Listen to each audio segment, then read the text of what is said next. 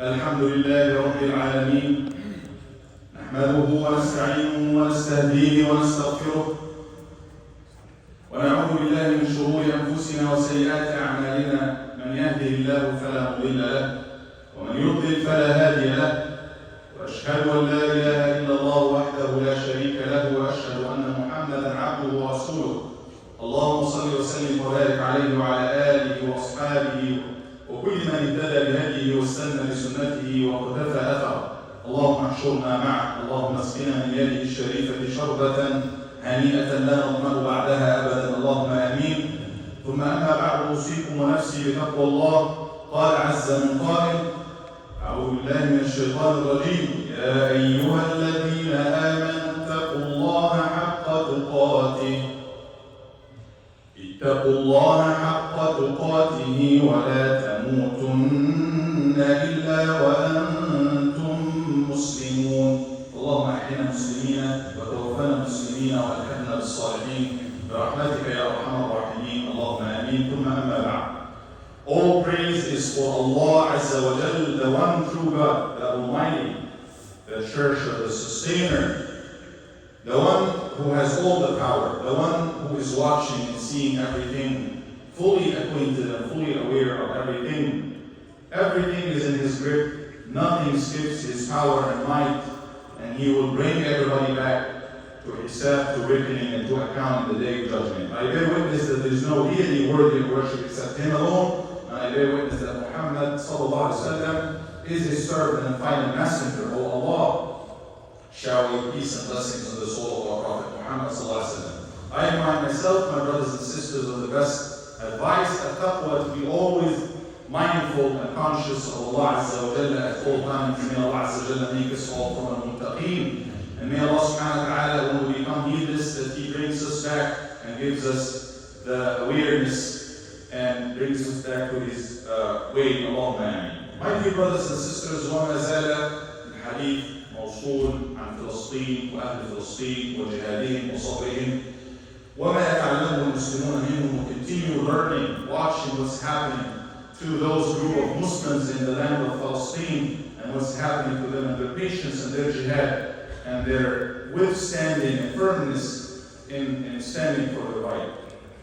Ahibban al-Kiram, I thought to share with you today what the Ummah has been through all the way from the Prophet ﷺ until the day that we live nowadays. And every time the Ummah, the Muslims, are hit hard, super hard, they come back again even stronger. And that is something, bala, test. Allah subhanahu wa ta'ala will test the Ummah, will test believers at all times. The whole life is created for everybody, for the believers to be tested, for everybody to be tested. And subhanAllah, if we forget, subhanAllah reminds us, if America forgets what it's been through to get all the way here, we will lose on that again. There has to be a civil war, there has to be a lot of fight, there has to be, the fight is on. But we are not living in safety and security and enjoying what we have nowadays, unless this ummah, this nation had to go through a lot of difficulties.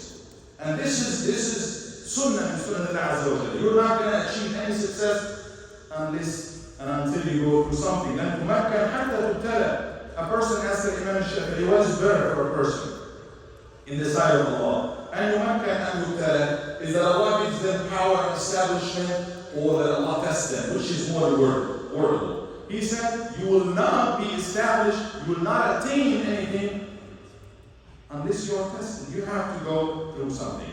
Look at the Nabi sallallahu alayhi wa sallam and the believers in Mecca. The believers are coming to him. And you can imagine reading the seerah, that here's Muhammad, the best of his people, and he's bringing the religion to just tell people, Allah is one, don't worship anybody, this is the right way. He didn't judge anybody, he said, your way is wrong, but the right way is here. And you can imagine all that persecution, ta'weed, tihad, they don't even have the power to recite their scripture, the Quran publicly, they have to hide.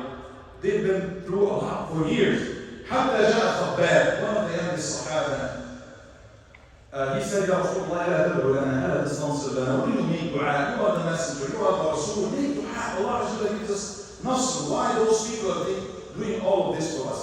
شكونا إلى رسول الله صلى الله عليه وسلم وهو متوسل بردة له في ظل الكعبة قلنا ألا تستنصر لنا؟ ألا تدعو لنا؟ What's wrong with that? If the Sahaba who are being oppressive coming to the Prophet asking him, why don't you make dua for us? But what the Nabi sallallahu alayhi wa sallam read in the request is what is impatience. You are now growing some level of impatience, seeing your enemies attacking you and things happening to you. So that's what the Nabi sallallahu alayhi wa sallam is fixing or handling or treating right now. And he said nations before you and peoples before you had to go through a lot for their principles, for their deen, for their aqidah, for their faith. They would dig a trench or make a hole and put the person and sue them, literally cut them into two pieces and literally skin them. They would literally take the flesh of a believer apart from their bones. And they would be patient enough to not abandon their faith or their deen. He's basically telling them, and then he said, Wallahi I swear by Allah, Allah will complete this. The victory is coming, the establishment is coming, but you have to be patient. Growing this kind of impatience is bad. You have to look at the examples and role models before you. That's what the Nabi sallallahu alaihi wasallam is basically telling. When we read it in the Quran, أم حسبتم أن تدخلوا الجنة ولما يأتكم مثل الذين خلوا من قبلكم مستهم البأساء والضراء وزلزلوا حتى يقول الرسول. The example said by Allah here is for the people before. When they questioned, when they said, متى نصر الله, even messengers, their messengers, they were questioning, when is the victory of God coming to us? So Allah said, you will be tested and you will not reach that level of establishment until you're tested and you prove to Allah patience. والله لا يتمنى هذا الأمر حتى يسير الراكب من صنعاء إلى حضرموت لا يخاف الله. He's basically telling them, well, they are in Mecca, they don't have an army, they don't have any establishment. Can you imagine? A few people, very few in number, in Mecca, all we see is persecution, and Nabi sallallahu alaihi wasallam is promising them something about Yemen. We will go all the way to Yemen and travel east and west and south, like a group of people in Canada being persecuted in a little town. And then he said, I swear that one day we will be walking all the sides of Florida freely. What are you talking about? This is faith. This is faith. And Allah subhanahu wa ta'ala did a few years before the death of the Nabi sallallahu alayhi wa sallam, Yemen was all Muslims and they were able to go back and forth and travel as he told them. In the time of the Nabi sallallahu alayhi wa sallam, he is now established as an army. There's kind of a state organized. Muslims become organized. We have an army, we have a leader, we have a land, we have treaties. And year 5 came. In Al Khamis division, the Jews of Medina came to Quraysh, traveled all the way to Quraysh, the enemies of Muslims, and to Ghatafan, one of the huge tribes. They went to all the enemies of Muslims to gather them together. And they did. They gathered them. 10,000 warriors, 10,000 muqatil came to Medina. Can you imagine? A couple of years before that, Muslims were 300 something. That's the army of Muslims in Badr. And then after that, it was 1,000. Now we're talking 10,000 people coming to attack Medina. Allies, coalition, Quraysh. And then the Yahud of Medina, they broke the treaty. The enemies came to attack Medina from this side, from above you. And then behind you, the people that you signed treaty with, they are also allied with them. And inside the Muslims, وَإِذْ يَقُولُ الْمُنَافِقُونَ وَالَّذِينَ فِي قُلُوبِهِم مَرَضٌ مَا وَعَدَنَا اللَّهُ وَرَسُولُهُ إِلَّا غُرُورًا. The Muhammad is talking about promising us in this time also, when they were digging the trench, and they had a huge rock. They called the leader, Muhammad, he came and he hit it once, 1/3 is broken. He said, Allahu Akbar. He's making takbir. I can see the palaces of Sham. Allahu Akbar. I can see the palaces of Al-Iraq. I can see the palaces of Sana'a, Sana'a. He's telling them that Yemen is ours, Sham is going to be ours, Syria. He's talking about things outside of Arabia, mostly, while they are being besieged. Again, he's repeating the same thing. Hearing this, the hypocrite said, what is this guy saying? What is he saying? مَا وَعَدَنَا اللَّهُ وَرَسُولُهُ إِلَّا غُرُورًا. It's all but a deceit. It's a deception. But the believers, on the other hand, the reaction of the believers is amazing. قَالُوا هَذَا مَا وَعَدَنَا اللَّهُ. This is exactly what the promise of Allah and His Messenger to us. وَمَا زَادَهُمْ إِلَّا إِيمَانًا. That increased them nothing but iman, more faith and more submission. What happened? After this battle, it says, قَالَ الْآنَ نَأْخُذُهُمْ وَلَا يَأْخُذُونَ. From that time, from that moment on, after it's gone, Allah subhanahu wa ta'ala sent the wind against the enemies. Miracles of Allah happened because Muslims did everything they could at this time. There's nothing else they can do. And you can imagine the emotional and the psychological state of Muslims. وَبَلَغَتِ الْقُلُوبُ الْحَنَاجِرَ. Just go and read Surah Al-Ahzab. And those hypocrites, يعوقونهم قد يعلم الله المعوقين منكم سلقوكم بألسنة الحداد. They are attacking Muslims from inside with their own tongues. That's the description. But then all of a sudden, subhanAllah, Muslims are patient. The whole thing will change afterwards. الآن نَنْزُوهُمْ وَلَا يَغْزُونَ. And Muslims came out of this stronger. And then if we flip the pages of history of Islam, many things happen. Fast forward around the 1100s, the Crusaders came from all of Europe. The same thing is repeated, subhanAllah, all the European countries. This is the French, this is the British, this is Spanish, all of these kingdoms came to Palestine to eradicate Muslims. And they killed millions, literally, hundreds of thousands and millions, so much so that the blood was in the streets. And less than 100, but then Allah subhanahu wa ta'ala selected the leader of Muslims came and got the Muslims together and they pushed it out. And less than 100 years forward, after that, year 200 something, 1200 AD, Ibn Kamil the historian, he was living at this time when the Mughal, the Tartars came all the way from Asia and they swept everything in their face.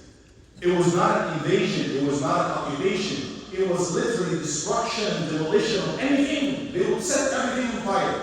Humans, animals, trees, not leaving anything behind. That's what it is. And he said, I intentionally skipped this portion of history. قال يعني كلماته قال وكيف وأنا لي أن أكتب عن الإسلام والمسلمين. I have been for so many years. He's writing the book of history from the beginning of time until his day.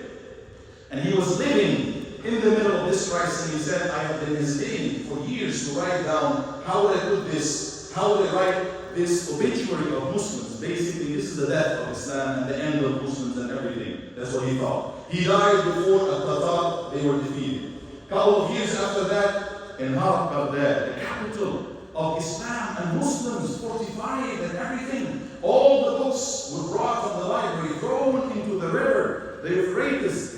So much so that the water becomes dark from the ink. The honor of Muslims was like gone. This historian, Ibn Athir, is saying that was the obituary of Muslims. He saw it as the end. This is the end. How would they put it in writing? A couple of years after his death, just a few years after he died, Allah subhanahu wa ta'ala sent Qudus from Masr, Egypt. He got the Muslims together, just like Salahuddin. They got the army together, he got the Muslims together, they pushed him back. So every time, and then the Ummah come back again together, Al-Quds is there. And why are we talking about the Quds in the first place? It's simply because it's mentioned in the Quran as our Qibla, the first Qibla. We face in Salah. It's simply because Muhammad sallallahu alayhi wa sallam was speaking to Al-Quds before he goes to Allah subhanahu wa ta'ala, before he went to meet with Allah. It means a lot. And even if it doesn't have any significance in terms of being holy, any land of Muslims, actually any human being. If any human being, if any life is attacked like this, it is upon Muslims to defend the life of everybody, let alone Muslims, let alone people who are in a sacred land. So my dear brothers and sisters, and then fast forward the last 100, 200 years, we have Istimar, colonialism. All of these countries. Look at France and what did they do to the Algerians? 130 years. I didn't mention what all of these people did to the women, to the pregnant women. It happens all through. From the Crusaders, to the Tartars, the Tatar, to the colonialism, and it's happening.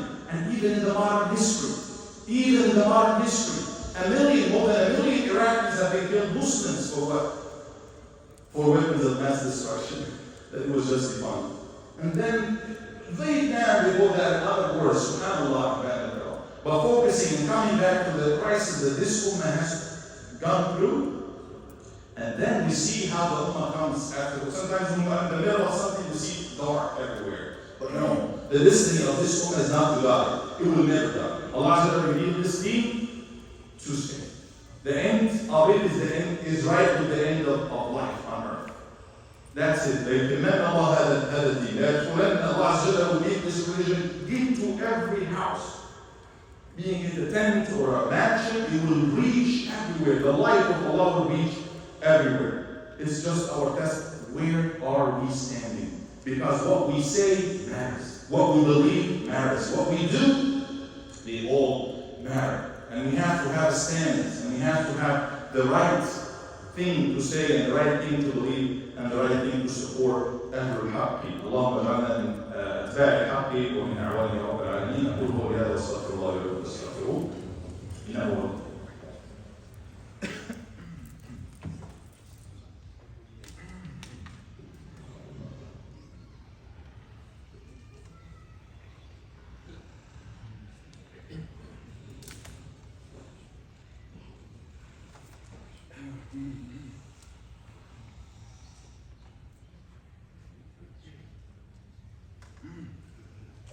الحمد لله رب العالمين نحمده ونستعينه ونستهديه ونستغفره ونعوذ بالله من شرور انفسنا وسيئات اعمالنا ونشهد ان لا اله الا الله ونشهد ان محمدا عبده ورسوله اللهم اجعلنا من المتقين اجمعين اللهم امين يا رب العالمين. So my brothers and sisters, let's take this time to reflect rather than being sad. Yes, we will be sad over what we see for any woman, for any Christian, especially in the time that we live in nowadays, especially in the world that we live in nowadays. With all of this hypocrisy, with all of these people calling for freedom and what have you, and then they allow, and they actually support all of these leaders of the world. They support the bloodshed and the killing of is that fair? Is that fair? What's happening to those human beings there? So this is the time to reflect, this is the time to think, this is the time to test our faith, this is the time to see what do we learn, because subhanAllah, over the past 50 days, or so, many of the concepts and principles that we go by, those people there, they shook the whole world. Many people become Muslim just seeing the patience and learning from those people. And then you see everybody who's being oppressed is aligning with them, is just coming together, being the Native Americans or anybody anywhere, because they feel the same thing. The South Africans and what they have been through, they are taking a strong stand. We as humans, we as Muslims and Ahbab, we should feel something. Wallahi will be questioned about this. We all will be questioned. It's time to put everything aside. It's time to just do the right thing. It's time to do the right thing. Put the hatred aside. Put the differences aside. Put everything aside. And just reflect and think. What's happening to us right now? Who is defending us? Who is with us? Who is against us? Where is the points of strength of this Ummah? Where are the points of weakness? And it's time to fix, and it's time to reset the whole aqidah and the whole, something like this. I believe it's a must of everybody. Just scan and scan something like this you see outside. Scan this barcode and take an action. Request from your representatives and constituents to take an action. Ceasefire. Do the right thing. Don't send all of these billions from any aspects you want to think it's wrong. Taking all of these billions and sending it there from our tax money when we can use it to make a better life for the Americans right here. For what? For what? You let them do whatever they want to do there, but don't support the killing, don't support the genocide. That's something that every human being should speak up against. أقول قولي هذا وأسأل الله العظيم في هذه الساعة أن ينصر الإسلام ويعز المسلمين اللهم انصر دينك وكتابك وعبادك الموحدين اللهم ردنا إلى الحق يا رب العالمين اللهم علمنا ما ينفعنا وانفعنا بما علمتنا وزدنا علما وعملا يا رب العالمين اللهم اصرف الذي وعدت للمسلمين. اللهم ردنا جميعا إلى دينك مردا جميلا حتى نكون أعزة وانصرنا يا رب العالمين. Allah, bring us all back to your deen, to your religion. Oh Allah, give us the strength to stand for that which is haqq, for that which is the truth, to support what you love and what you approve of. Oh Allah, take of our heart the love of dunya, the love of anything that you hate, the love of anything that you do not approve of, Ya Rabb al-Alameen. Allahumma wahid saf al-Muslimin. Oh Allah, unify Muslims, Ya Rabb al-Alameen. Bring us together. Bring us together on the true iman and the true faith, on the right direction that you approve of. Allahumma ameen, ameen. Wa sallallahu ala Muhammad wa ala alihi wa sahbihi ajma'in. This is again a call for everybody to come to the Friday night community programs. Join us, bring your families. A lot of good things are going on. Bring a dish to share with everybody. Right at Maghrib, from Maghrib to Isha, those couple of hours, we have some food to share, we have some thoughts to share, asking questions, learning together. Our kids are playing together. Bring them and come join the house of Allah, inshallah.